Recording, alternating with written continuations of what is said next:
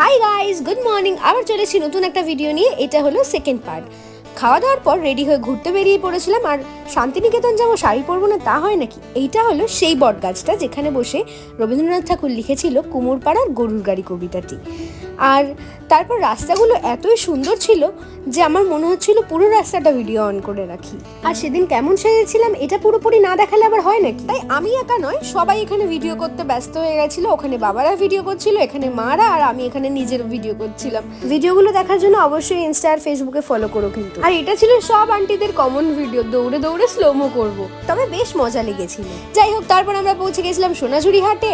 আর এত জিনিসপত্র চারিপাশে দেখে আমি আর নিজেকে কন্ট্রোলে রাখতে পারছিলাম না। তাই বেশি কিছু বলবো না, তোমাদেরকেও অল্প করে পুরোটা দেখিয়ে দিই। আর এখানে শাড়ি থেকে শুরু করে হ্যান্ডমেড জিনিসপত্র, কুর্তি, সব কিছুই খুব রিজনেবল প্রাইসে ছিল। তারপর আমার এখানে চোখে পড়লো এই নাচটা। তো এখানে দেখছিলাম সবাই একে একে আসছে আর ওদের সাথে নাচ করছে। তাই আমিও আর পারলাম না নিজেকে আটকাতে, চলে গেলাম ওদের সাথে নাচ করতে। আর আমি একা নয়, আমার মাও অবশ্য ছিল ওই দলেই।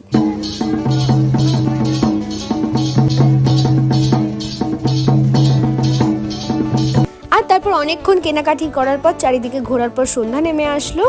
আর এখানে এখনো পর্যন্ত কোনো রকম লাইটের ব্যবস্থা করা হয়নি, কেন জানি না, হয়তো কোনো রিজন থাকতে পারে। তারপর আমরা এই সুন্দর অন্ধকার রাস্তা দিয়ে পৌঁছে গেছিলাম কঙ্কালীতলা মন্দিরে। আর মন্দিরটা এতই সুন্দর আর স্নিগ্ধ ছিল, আমি আর কিছু বললাম না, তোমরা দেখে নাও।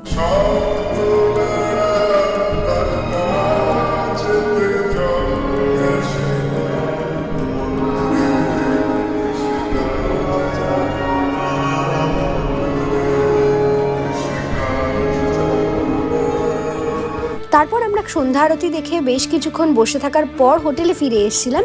তো এই ভিডিওতে ছিল এইটুকুই, বাকিটা দেখাবো নেক্সট ভিডিওতে। ততক্ষণ বাই। তোমরা কিন্তু সাবস্ক্রাইব আর ফলো করতে ভুলো না।